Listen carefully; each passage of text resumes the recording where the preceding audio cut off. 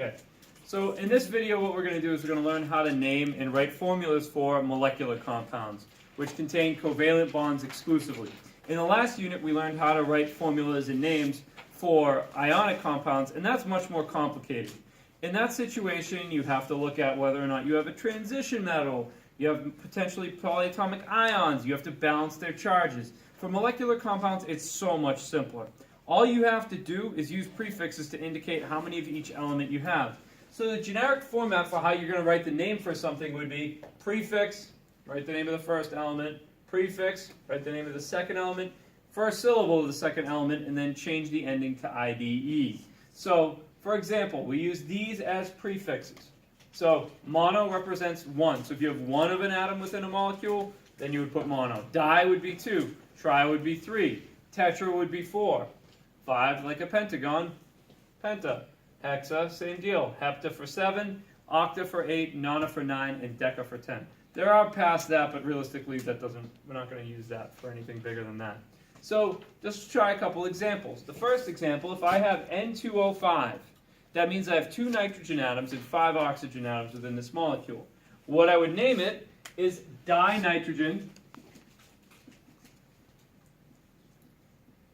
That would indicate that I have 2 nitrogens within the molecule, and then I would name it pentaoxide. And if you have the A and then O immediately after it, you can actually contract it to pentoxide. So pentoxide.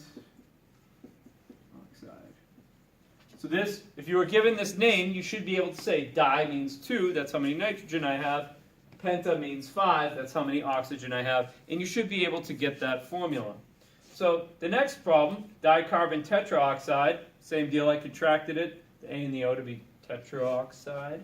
So dicarbon, 2 carbons, C2, O4.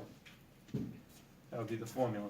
Now the next one's got a little bit of a twist to it, and it's really the only thing that's kind of like not exactly as you see it. If the first element, if there's only one of them, you don't need to say the mono.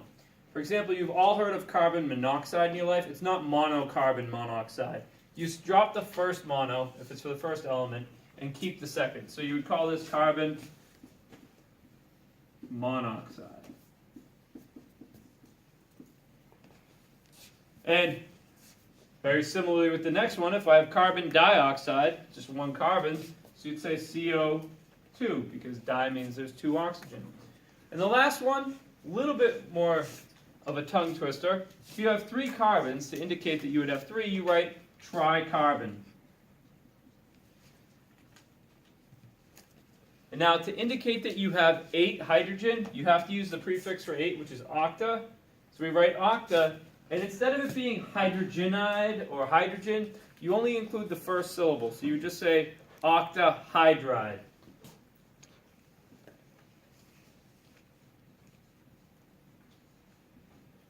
So that is our system for naming covalently bound molecules. We just use prefixes to indicate how many of each elements there are. You do not balance charges, and you don't have to worry about anything else. No Roman numerals, anything like that. Just prefixes. Nice and simple. The only real twist in there is that if it's the first element, you don't have to put mono if there's only one of them.